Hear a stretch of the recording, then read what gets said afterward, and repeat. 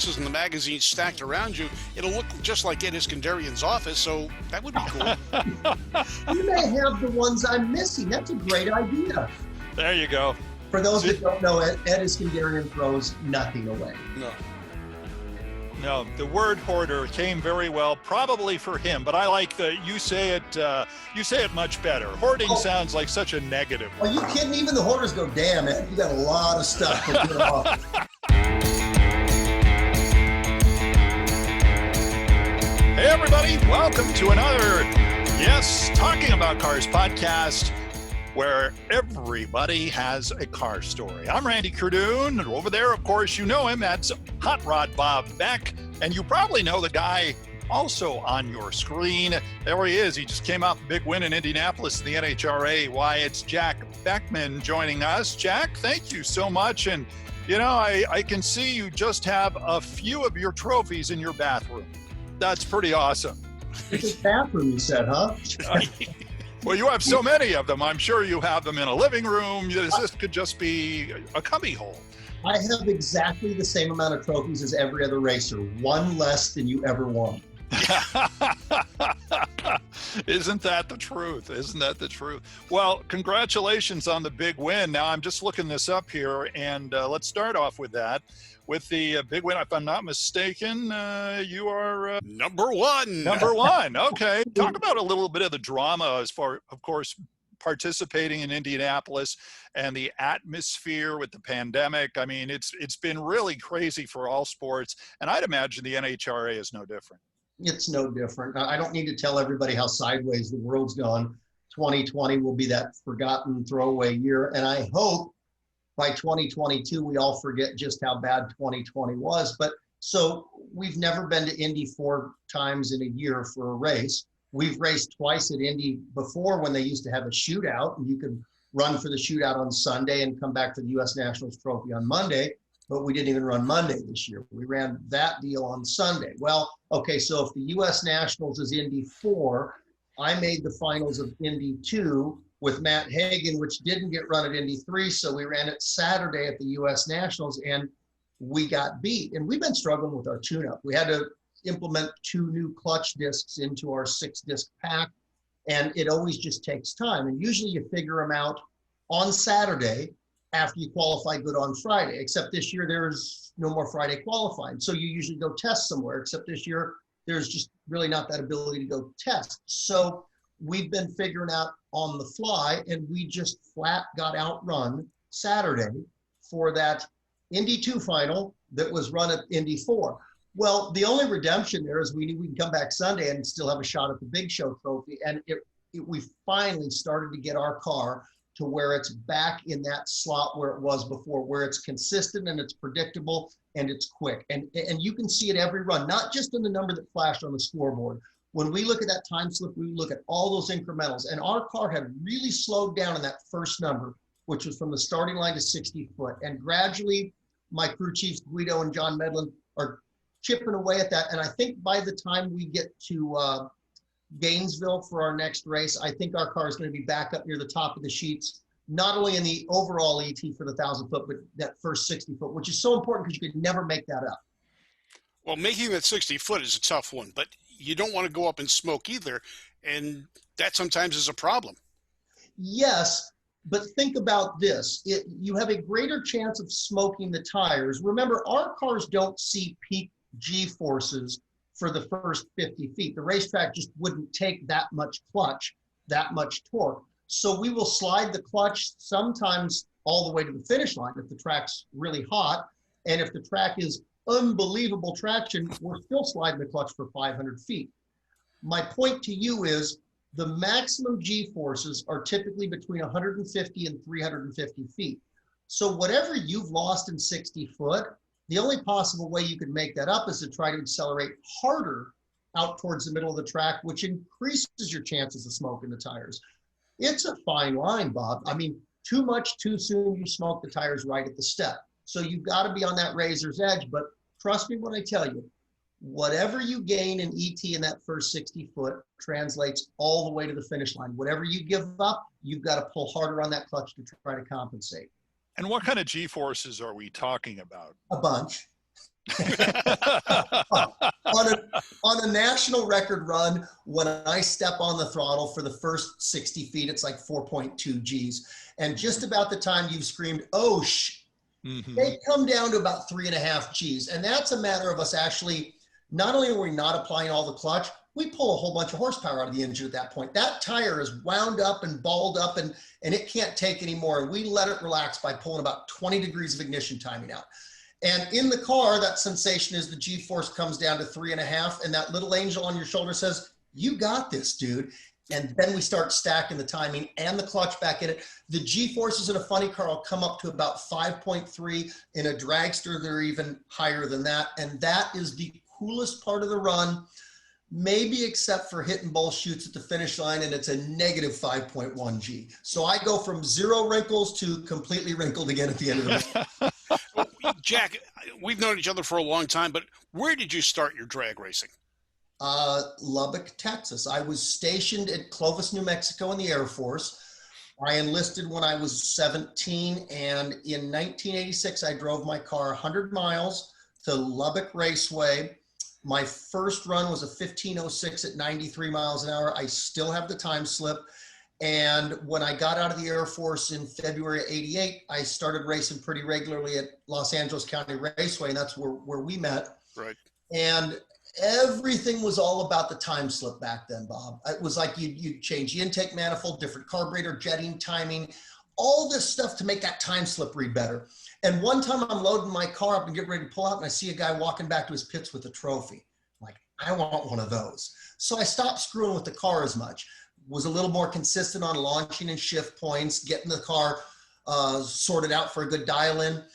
And I started winning trophies. And one time I'm in line for the trophies, and the guy behind me, I think it was John Nichols, said, hey, I've earned $5,000 this year. I'm like, what? You can make money doing this? So I started slowing the car down to make money. And it's come completely full circle. It's all about the time slip and the trophy now. What were you driving at Lubbock? Great question. My first car is a 1968 SS 396 El Camino. My dad bought it from the original owner when I was 13. I bought it from my dad when I was 15. I took my driving test on my 16th birthday in that car, and it is sitting in my garage right now. It took me 3.5 years to do a resto mod on it. The car was in Hot Rod magazine in August. And you want to talk about these serendipitous full circle moments. My car was in the August 2020 Hot Rod magazine. 70 years earlier, August 1950, my grandfather bought my dad his first Hot Rod magazine. I still have that magazine, and my car's in the same one now. Wow. Now, you're considered kind of a historian when you talk to other racers. They say if you want to know the history of something, ask Jack. I have always appreciated history and drag racing, and the history of drag racing is just awesome.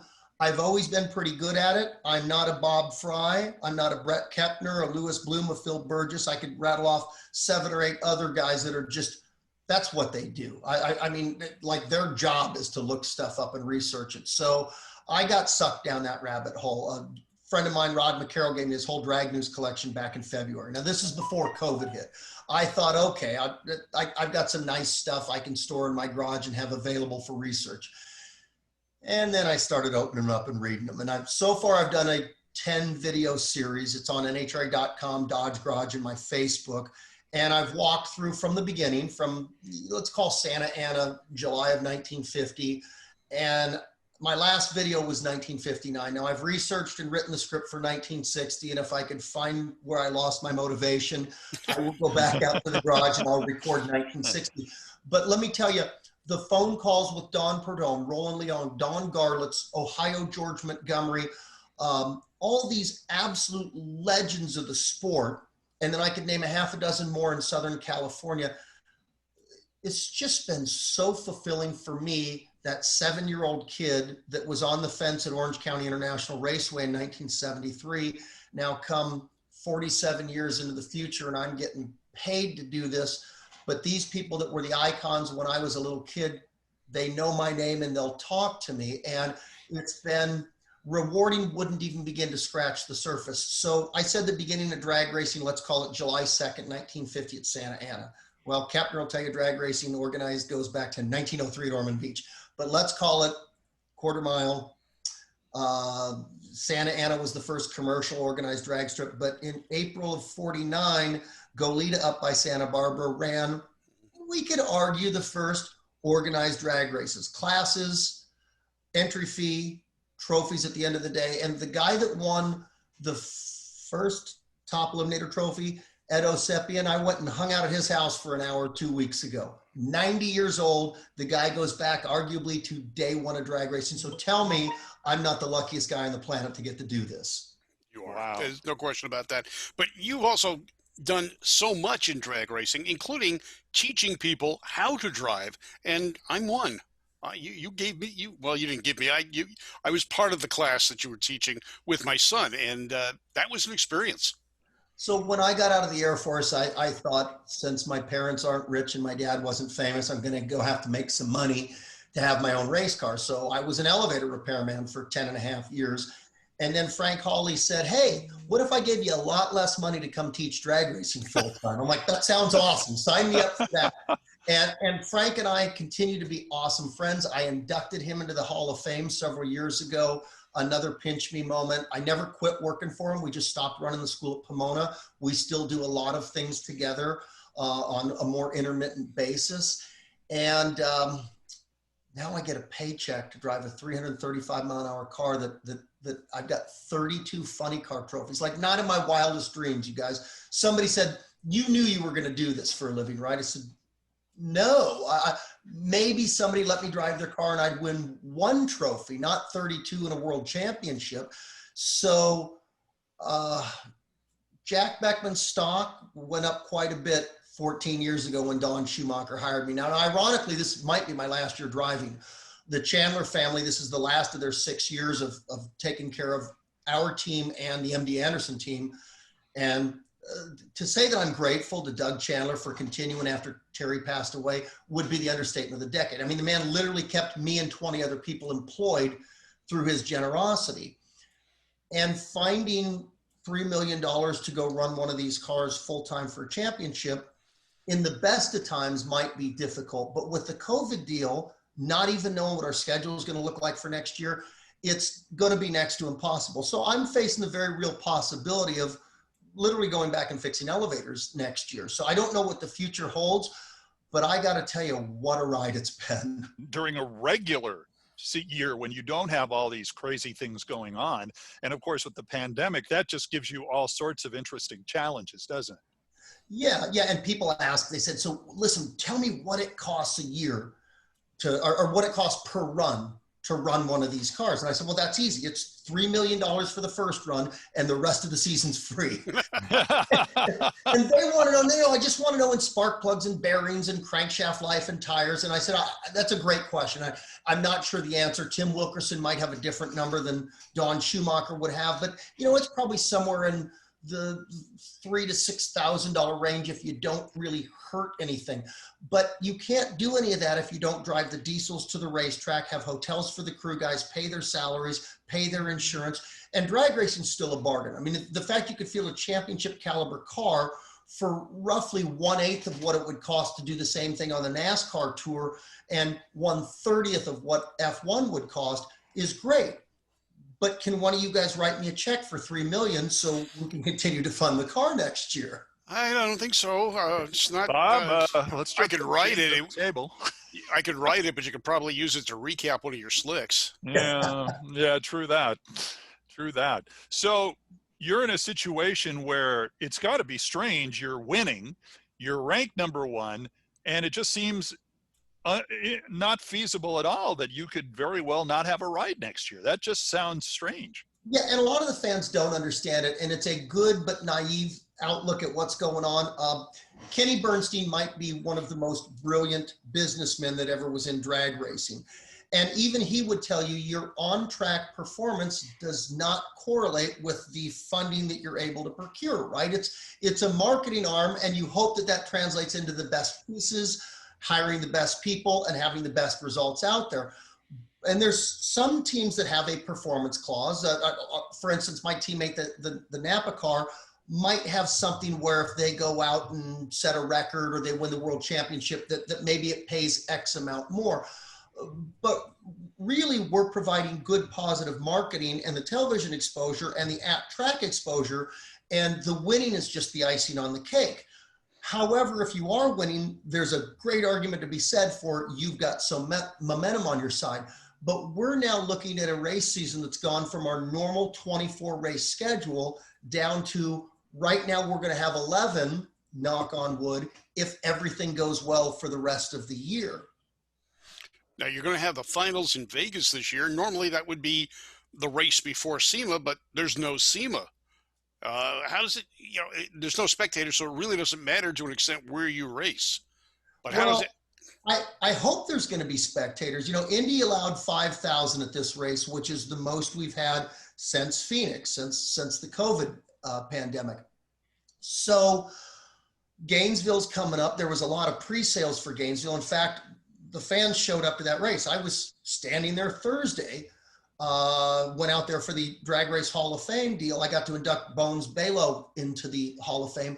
So I certainly didn't waste a trip out there, but Friday when they called the race, they ran Sportsman, but all the pro drivers headed home. So a lot of those fans have already paid for those tickets. Mm-hmm. I don't know what the cap's going to be on that. Then you've got St. Louis that's been running events there. How many are they going to be allowed? You got Dallas and Houston.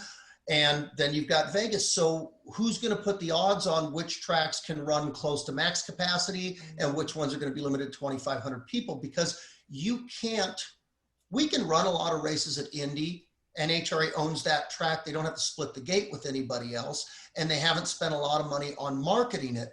But when you go to a place like Dallas, where NHRA and the racetrack each share in the promotion and the rewards from the ticket sales there, I don't know that you could do a race like that with 5,000 people. Mm-hmm. Now, coming up in Vegas, that's now a 4-wide track. Are you going to be running 4-wide this time?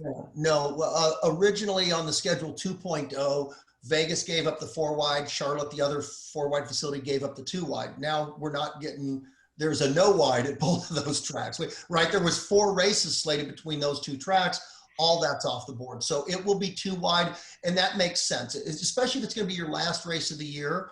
The question I've got is NHRA going to make that a 1.5 race for that added thrill? And being as that I'm leading the points right now, I say no. Actually, I've never been a supporter of doing things 1.5. Don't manipulate the championship. Each round should be worth the same. So it will be 2-wide. So it is a standard championship format race. And no chase format this year. No countdown. Chase those guys that go around counterclockwise. Yeah. You couldn't do a countdown with 11 races. Typically, we would run 18 regular season races, reset the points, and then run the 6-race countdown. It wouldn't be feasible with an 11-race season. Now, that countdown worked against you one year, didn't it? I've won one because of the countdown. I've lost one because of the countdown. And I won the championship before I lost the championship. And even then, I wasn't a supporter of the countdown. I completely understand why we do it. It's to add some artificial excitement. It's to stretch the championship, hopefully down to, well, you'd love to see it go down to the final round of the final race of the season, but you can't always script life. I think drag racing is more like golf. Whoever does the best over the course of the entire season, in golf's case, it's an event, should be the winner. Drag racing is not a sport like football where you can go out and fumble 5 times and fall behind, but you still get to come back in the second quarter, in the third quarter, in the fourth quarter. If we stumble on the first round, not only do we lose points for that, they don't let us come back for the next 3 rounds at potential more points. We're not NASCAR. NHRA should be accrued points throughout the season. So I am on board with a non-countdown format this year. Is that the strangest thing that you guys have had to get used to during this pandemic season? Or is there something out there that not just you, but everybody seemed to be kind of off? Yeah, Randy, so every time I say, boy, it can't get any weirder than this, wait till next week, right? So running in front of empty grandstands, because I think the first 3 Vegas races, they were limited to 2,500 spectators. That's not unprecedented for us. I've won a lot of races that were rain delayed, and we come back Monday and people had to go to work, and there's not that many people in the grandstands. The oddest thing through all of this has been our inability to interact with the fans. They're still allowed in the pits. They still can come watch us work on the cars, but all of the crew, all of us have to wear masks at all times. We're supposed to stay 6 feet away from the fans. It's difficult when you're packing the chutes. Once in a while, you can try to get an elbow over towards them, but it's one of the things that made me fall in love with drag racing, both as a spectator and as a participant. That ability to interact with the fans, and I'm a big hugger. I don't get to hug anybody right now. So I hope sooner rather than later, we're going to be able to lift the ban and let us get out there and sign autographs and pat the fans on the back and, you know, just let them be an immersed part of our entire experience. People know you as a top fuel funny car champion, but you were a champion in other classes of NHRA racing. Yeah, I won the 2003 Super Comp Championship, and I still got the car. I'll make you guys a hell of a deal if you want to use Super Comp Dragster. I might need some spending cash. But you got to take it off the wall at the NHRA museum. No, you want to talk about flattering. My car is on display at the NHRA Motorsports Museum. That's pretty cool. Like, Bob, there's so many things. You know, I'm just well, actually, I'm not a normal guy. I'm about as screwed up an individual as I've ever met. And the fact that I get a paycheck for doing this and have had so much success in drag racing. And I think, you know, I'm a big talker, but I'm not an arrogant jerk. So I pinch myself all the time that I've been allowed to do this, that I get a paycheck for doing it, that I'm in a car surrounded by great people that can go out and win races. And I got another car in the NHRA museum. It's pretty awesome. And listen, I knew this ride was going to come to a halt at some point. Now, that's not to say we may be able to procure funding and we're right back out there next year. In a perfect world, I'd love to keep Infinite Hero on the side of our car because we are changing injured veterans' lives every single time that car is at the track. We raise money every time it goes down the track. I take challenge coins with me. It's a $100 donation. We sold out at the U.S. Nationals. It doesn't hurt when you win the race, too. I think we still got a couple semifinal coins left, but all that money gets pushed over to our grant committee. All that money goes into a funding cycle that helps these veterans with whatever their new normal is going to be. So this ride of mine, in addition to winning all the trophies and hanging out with some really bitching people, I've got to help be a small part of changing some folks' lives. So maybe that happens again next year. Maybe I sit out a year and keep working on the funding and it comes back. I am not throwing the towel in. And man, if you're going to have a farewell tour, 2020 would be the worst damn choice you could get. True that. Absolutely. Okay, so we are looking at the trophies behind you, and they're so cool, it's unbelievable. But is there a trophy that just means a little bit more to you, or the experience in winning it means a little bit more to you than maybe some of the others? That is an awesome question. Like I'm pretty sure, because my memory sucks, but I'm pretty sure I could take the trophy down and after a couple minutes go, oh, yeah, let me tell you about this one. Well, so we won Charlotte, God, I want to say 2015. I hadn't won a race in 55 events. It had been almost 2.5 years. That was a pretty big deal. My first one, pretty big deal. Winning Nitro at Pomona for the first time, the finals last year, big deal. Then we come back to the Winter Nationals this year, which I'd won twice before in Super Comp, never in Nitro. So like out of 34 of these, 32 of them are probably a pretty big deal. 2015 Indy, to win the Traxxas shootout on Sunday and come back Monday and win the race. And we qualified number one, set low ET, top speed of the meet. For a drag racer, there is not a more perfect weekend than that. So that one might be the coolest trophy I have. So I'm just looking behind you, let's say, so over your left shoulder, the one that just back and then to the right, that one. What is that? Okay, so this is a skull showdown. This is the top 8 funny cars throughout the year, raced as a race within a race at Indy. And then on the top there should be 2 Traxxas shootout trophies up there. And there's a third one at Roger and Karen Comstock's car facility. Not because I was running out of room. You could always find room for it, because they are probably the reason that I have had any success in nitro racing. Great friends of mine, and they funded me for the first year. I drove Top Fuel in 2005, and then they stayed on through their mail terminal services program when I went into Don Schumacher Racing. And even though their participation has gone from this big on the car to this big on the car, they've been there for my whole career. Speaking of their career, there's rumors about how you got the name Fast Jack. Can you just spell them? Because there's one guy running around in Burbank who keeps saying he gave you the name. You must be talking about Fast Eddie. Yes. That's right, yeah. Yes.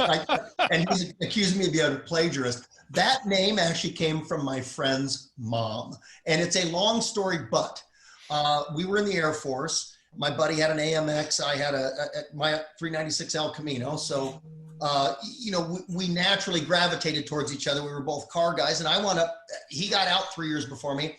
I went back to Florida on vacation.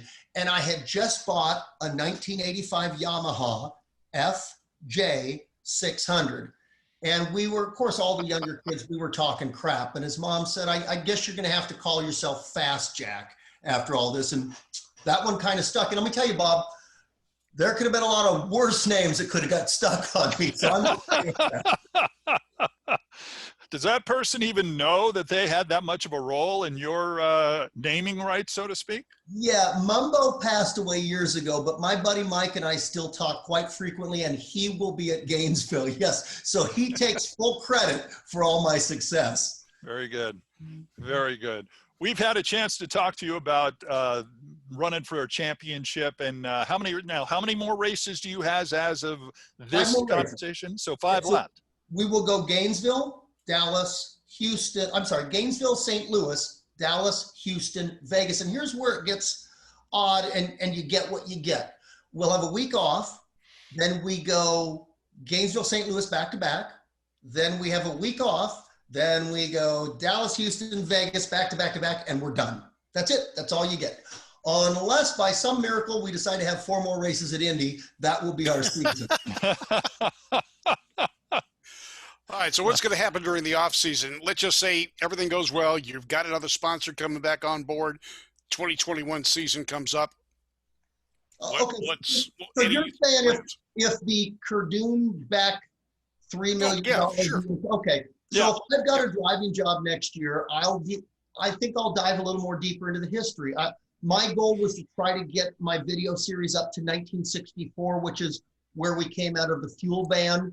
NHRA is still very much focused on car clubs. It was one of the reasons that they were formed. What they want to see is young males in their teens and early 20s doing positive and productive things through hot rodding for their communities. Members 1 and 2 were 13-year-old twins from Arcadia, California, Kit and Ken Williams. I think that was a milestone in drag racing, and I wasn't able to get there. It was too much reading, too much material, and I've went and emptied 3 people's collections of magazines out, and every time I do that, I stack them in the garage. Then you've got to go through and organize those. Then you got to see which ones you have duplicates. Then you bag them, then you box them, then you organize them. And I got so much crap in the garage, I couldn't even get in there to film. So I stopped, and that was 4 weeks ago. And I still am trying to box and organize so I can go back and finish filming 1960. And as much as I'm complaining about this, I've pretty much enjoyed every minute of it. Well, if you have all the boxes and the magazines stacked around you, it'll look just like Ed Iskandarian's office, so that would be cool. You may have the ones I'm missing. That's a great idea. There you go.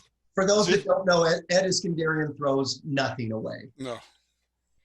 No, the word hoarder came very well, probably for him, but I like you say it much better. Hoarding sounds like such a negative word. Are you kidding? Even the hoarders go, damn, Ed, you got a lot of stuff in your office. Hey, Ed's 99 now, right, Bob? Yeah, I believe so. Yeah. 99 and drives himself around. Now, whenever we go to a function together, I give him a 20-minute head start because I do not want to be next to him. The man's 99. And you want to talk about the great thing about drag racing. And again, you can trace it back to 1903, but let's call it 1949, 1950. There's a few of the day one guys that are still with us. And there's no other major sport that can say that. Baseball, football, they go back so far that there's not even second generation people still alive. We've got a couple of those still with us, and I am cherishing the time that I get to spend and interact with them. And the other thing about drag racing is there are multi-generations that race. You see fathers, sons, daughters getting into it. Stone, Woods, and Cook, right? The famous gas supercharged Willys series. So Doug Cook's son, Mike, was a pretty damn good racer in his own right, way more well-known for land speed stuff. So Mike's granddaughter is racing. So it would be Doug, Mike, his son, his daughter, 4 generations of that family. And that's not unusual in drag racing, because I think drag racing is so much more accessible than a lot of other motorsports. You literally can drive your daily driver out to your local track on the weekend, put some shoe polish on the window, and go out there and run the thing. It's not like you've got to have a special suspension and fit a specific class to do this. Bracket racing, open drag racing, up to everybody. And especially if you're a SoCal person, if you talk to somebody my age or older, they either drag raced at one point or a good friend of theirs did. Everybody had spent days at the drag strip in their growing up time. NHRA fans know the big names, but is there a smaller name that is kind of legendary in their neighborhood, so to speak, that maybe a lot of other people haven't heard about that made it big? Yeah, there's literally hundreds. So you take somebody this guy's in the Drag Race Hall of Fame, but take Jack Chrisman. His son Steve runs his own driveline component business and loaned me some trophies his dad earned. Santa Ana Airport Drags, that was 50 to 59. So, you know, that's an old trophy. One from Lions Drag Strip from 58. And what's happened is I knew Jack was good. You don't make the Hall of Fame by not being great. But as I started cataloging and reading through all these issues, I didn't know that the guy was just amazing. Tommy Ivo and I emailed back and forth. Now, Tommy Ivo's an all-star on anybody's book. That's not an unknown name. Right. But because of his memory and he took so many photos of everything, he can clarify so many events for me. Okay, I'm standing on the starting line at Indy during the rain delay, talking to Richard Hartman, Tim Gross's car chief, Brad Hardy, the NHRA starter, and Jerry Foss, an NHRA photographer. And Jerry Foss says, hey, friend of a friend, somebody knew somebody, the guy's name's Dawson Hadley. I said, yeah, I've read about that name. And here's a guy that went back to Lakes Racing and early drag racing, like when Pomona opened up in 52. And so I just went to my sources. Brett Kettner sends me a ton of newspaper clippings on this guy. Well, guess what? There was no TV back in 55. Dawson Hadley didn't become a household name. The guy got huge into the audio industry and made a name for himself there, but he's a backstory to a backstory. But that guy meant something to our sport. And the fact that there's still the ability to research him, find photos, find written reports of him, that means you kind of live forever. And that's a pretty cool thing. Well, you were talking about Bones Balow. That's another guy that, you know, he got out of the Gasser Wars years ago, but to someone who's into drag racing, you know that name, you know the person, although it's not a household name. Yeah, right. If you're really hardcore, you know that name. If you're a big drag racing fan after 1980, you wouldn't have heard of Bones. So Robert was, hey, this deal about getting sent a paycheck to not work on the car is a pretty recent development in drag racing. And in fact, you take a guy like Tim Wilkerson, he owns the car, he tunes the car, he drives the car. I wish I could do all that stuff, but as soon as I pick up a wrench, the crew takes it away from me and sends me out with a Sharpie to the ropes to sign. So you look at where our sport came from, and these people all worked a regular job, drag raced on the weekends. And when their career was over, and it usually ended because they started a family, they went back to a regular job. Well, so you might not know who they were if it weren't for the Drag Race Hall of Fame, the California Hot Rod reunions, Steve Gibbs doing all these Nitro revivals, where we highlight the careers of these people that might have lasted 5 years, it might have lasted 15 years, but at some point they had to go back to plumbing or house painting or whatever paid for their mortgage and their family there. And guess what? Here I am at 54 facing that very real possibility. And man, I thought if it came to this point, I'd be depressed and feeling sorry for myself. And I'm going to bust my butt to try to find sponsorship to be able to stay out there. Whether that means I'm back out in 2021 or I'm taking a year off, I don't know. But I love the sport. It's obvious it takes money to do this right. And let me tell you, once you've driven for a team owner like Don Schumacher and you see that success, wow, is that addictive. I'd imagine. Bob, I think we're going to have to use Jack as one of our sales mentors, I think, to get advertisers, to get decals for the side of his car. I think that's going to be, I think it's going to be certainly difficult for any sponsor to say no to you, frankly, the way you've been doing and the way you've been winning. So we hope the best for you coming up. By the way, where again could people see your running history of the NHRA? So Dodge Garage, that's easy to find. If you can't spell Dodge or garage, Google it. It'll fill it in for you.